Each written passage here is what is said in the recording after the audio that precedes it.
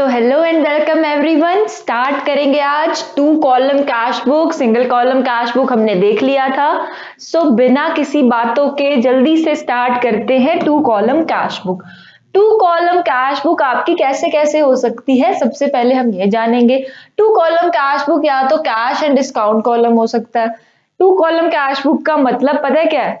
जो 2 column cash book का basically meaning है वो ये है कि अभी तक आप रुपीज अमाउंट करके रिकॉर्ड कर रहे थे कैश कॉलम्स। सो अब से हम एक कैश कॉलम रिकॉर्ड करेंगे और एक कॉलम या तो डिस्काउंट का हो सकता है, या फिर कैश एंड बैंक कॉलम हो सकता है, या फिर एक कैश एंड डिस्काउंट कॉलम हो सकता है, या फिर एक बैंक एंड डिस्काउंट कॉलम हो सकता है। सो यही है आपकी 2 कॉलम या फिर डबल कॉलम कैश बुक। ये डबल कॉलम कैश बुक है।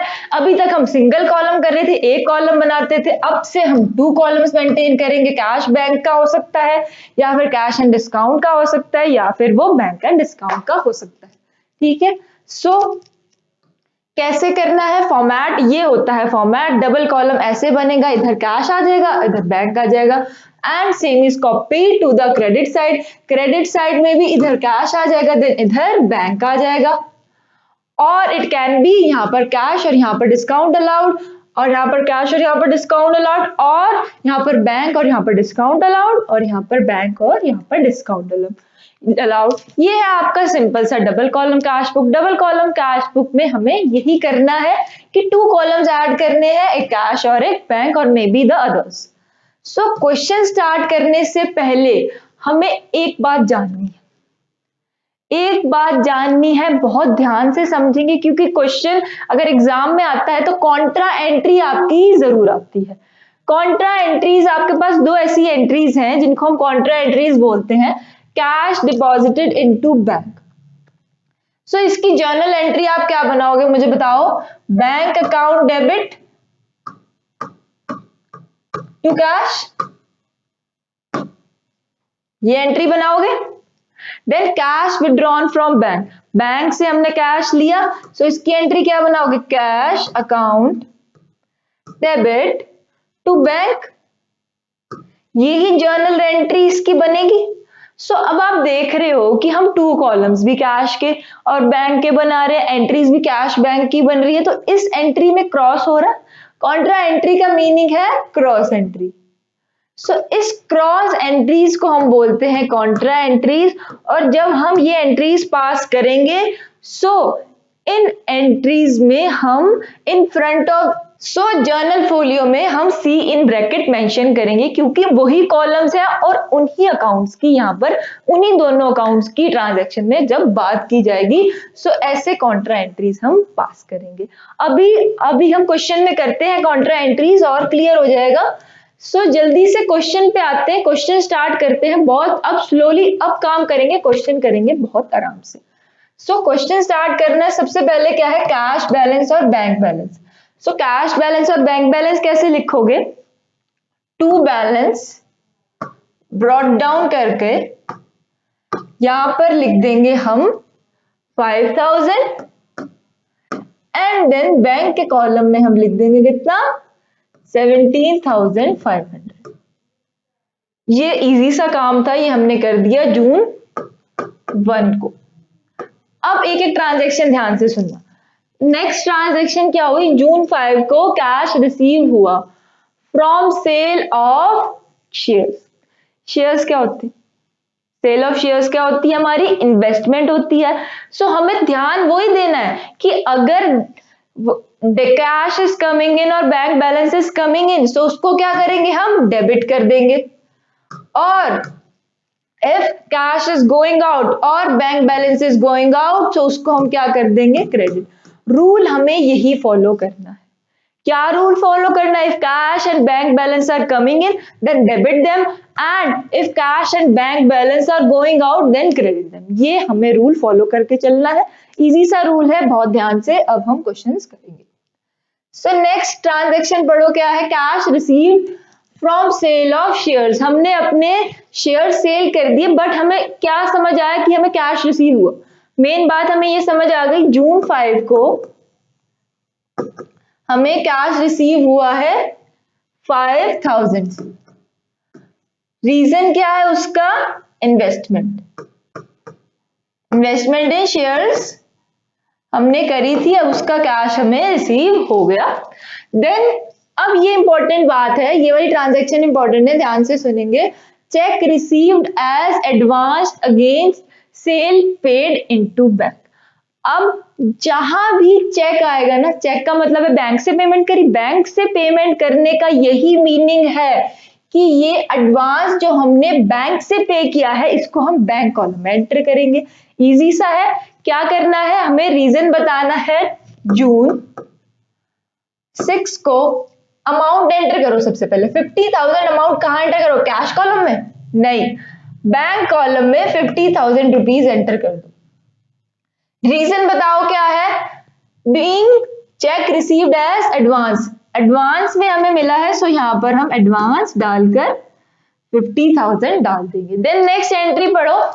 सो नेक्स्ट एंट्री पढ़ेंगे, paid S Bose by cheque and discount received. Discount received का कोई कॉलम नहीं है, सो हमें उसका कोई ट्रांजैक्शन में एंट्री नहीं करनी, हमें सिर्फ इस पे ध्यान देना है that paid S Bose. So हमें सिर्फ इस पे ध्यान देना है, paid S Bose by cheque, हमने इसको चेक से पेमेंट कर दी।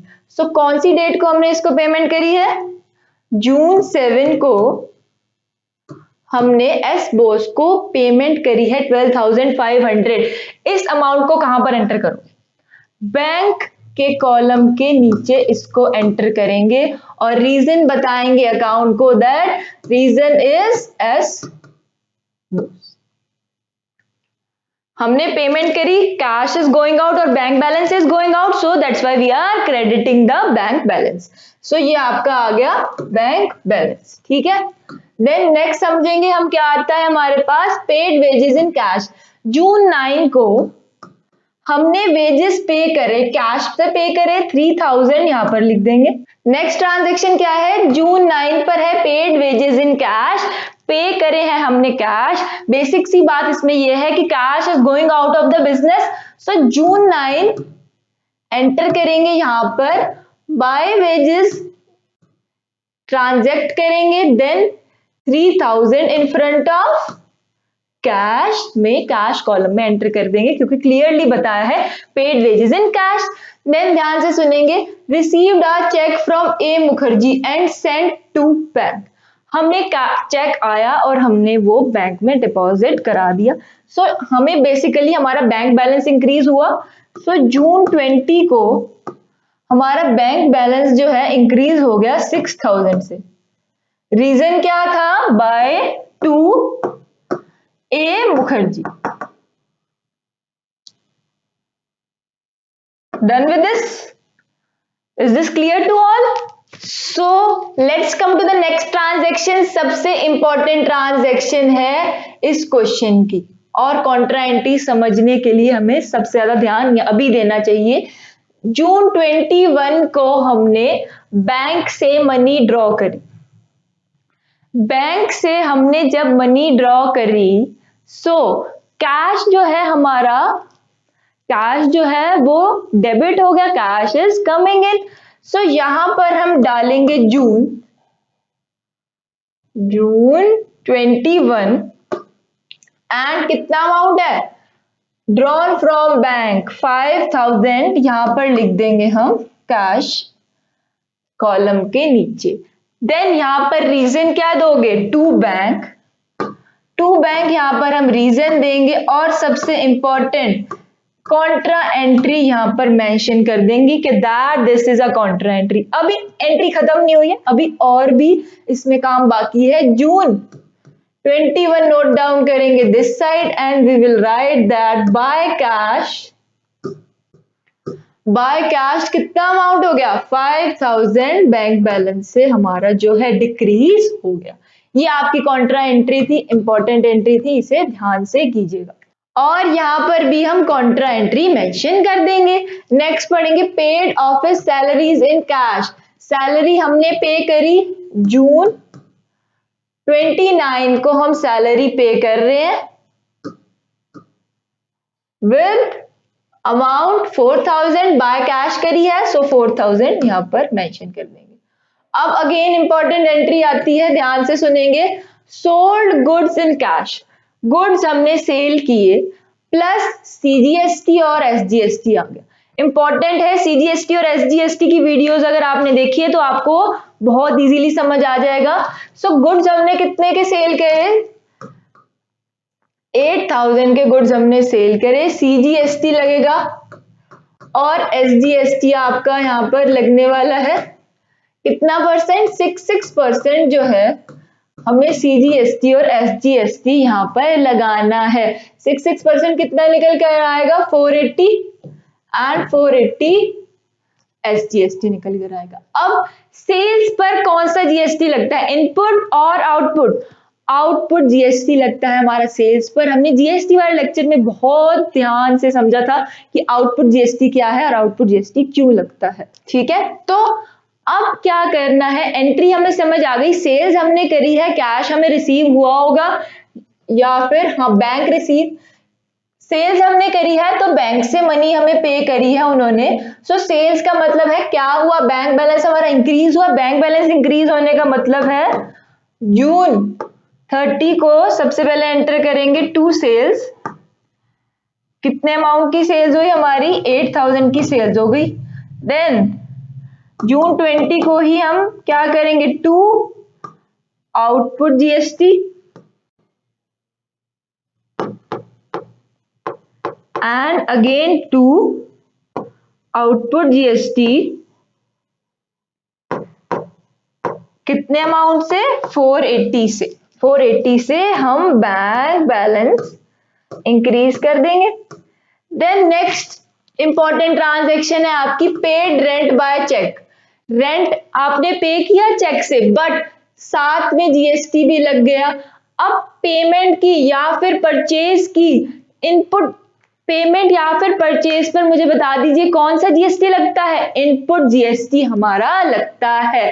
सो जून 30 को एंट्री पढ़ेंगे rent paid by cheque, cheque से हमने रेंट पे किया including important transaction again including CGST and SGST. इसका मतलब क्या है, इसका मतलब ये है कि ये जो अमाउंट है ना, ये जो अमाउंट है ना 1120, इसका मीनिंग ये है कि इसमें जो हमने एसजीएसटी और सीजीएसटी है वो इंक्लूड किया हुआ है, वो हमने क्या किया हुआ है, इंक्लूड किया हुआ है। सो कैसे निकालेंगे अब, सो ये हमारा जो 1120 है ना, इसका मीनिंग क्या है, इंक्लूडेड है इसमें एसजीएसटी और सीजीएसटी जो है वो इसमें इंक्लूडेड। सो अभी हमें क्या करना है, हमें रियलिटी में अभी जो काम करना है ना, रेंट का रियल अमाउंट कैलकुलेट करना है। समझ आ रही है ये बात, क्या लिखा है, paid rent by cheque, rent pay किया चेक से इंक्लूडिंग क्या था, सीजीएसटी और एसजीएसटी। एसजीएसटी और सीजीएसटी का अमाउंट इन्होंने हमें इंक्लूड करके बताया है, हमें तो एंटर सेपरेटली करना है इनपुट जीएसटी और इनपुट एसजीएसटी। सो इसीलिए हम सबसे पहले रेंट को कैलकुलेट करेंगे। रेंट को कैसे कैलकुलेट करना है, देखो अब क्या है, एक्स जो है मान लीजिए एक्स हमारा है, कोई बहुत टफ क्वेश्चन नहीं है, बहुत टफ मैथ्स की क्वेश्चन नहीं आ गया, इजी है, ये ध्यान से सुनो। एक्स मान लो ये एक्स है आपका जो रेंट है, ठीक है, let X be the rent. Then जो 12% है आपका वो टैक्स लगा हुआ है 6 + 6, इसको एक्स लिख दो, इज इक्वल टू, ये हमें उसने ट्रांजैक्शन जो हमें अमाउंट निकाल कर दिया है ये क्या है, एक्स के ऊपर 12% टैक्स लग चुका है। देन ये हमारा जो निकल कर आया वो उसने हमें बताया। सो अब हम एक्स निकालेंगे, एक्स निकालने के लिए क्या करेंगे, this is 100x plus this is 12x is equal to, equal, easy सी इक्वेशन है, कुछ टफ तो नहीं लग रहा। देन ये हमारा आ गया 112x हो गया, x की वैल्यू क्या आ जाएगी, इंटू 100 अपॉन 112, और x निकल कर आ जाएगा आपका 1000 रुपीज। रियलिटी में जो क्वेश्चन में इसने हमें बताया है वो इंक्लूडेड एसजीएसटी और सीजीएसटी है। सो रियलिटी में जो हमारा रेंट है दैट इज 1000, रेंट हमारा है 1000 और टैक्स हमारा है 120। सो 120 को जो है दो पार्ट्स में डिवाइड कर दो, 60 विच मीन्स SGST और CGST है आपके। सो अब एंट्री करेंगे पेड रेंट। रेंट हमने पे किया जून 30 को। सो जून 30 को बाय रेंट के फ्रंट में लिखेंगे हम, बाय चेक किया है सो 1000 इधर लिखेंगे and by input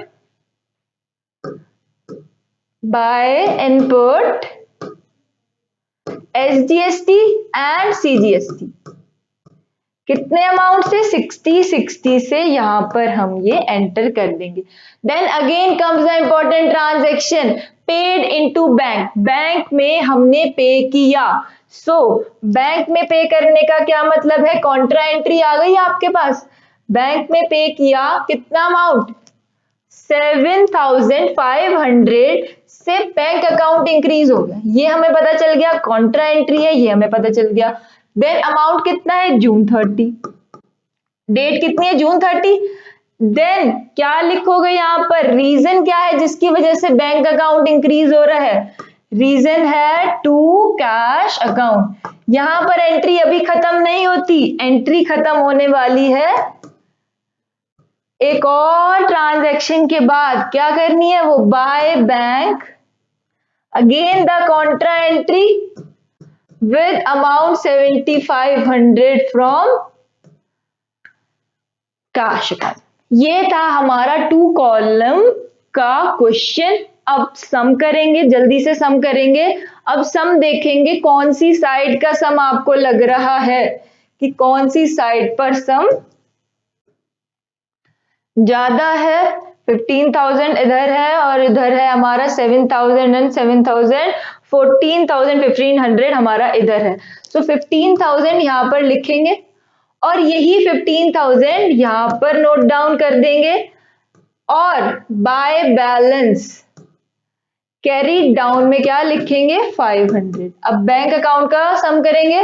bank account में किस साइड सम आपको ज्यादा लग रहा है, आई थिंक इस साइड ज्यादा होगा। सो इस साइड का सम आपका निकल कर आएगा 89,960। सेम हम यहां पर लिख देंगे और जो इसका सम है इसमें से डिक्रीज कर कर बैलेंस कैरी डाउन में नोट डाउन कर देंगे। वो आपका क्या निकल आएगा 71,340। ये आपका बैलेंस कैरी डाउन है। क्वेश्चन अभी खत्म नहीं हुआ है, एक इंपॉर्टेंट सी ट्रांजैक्शन और करके जानी है।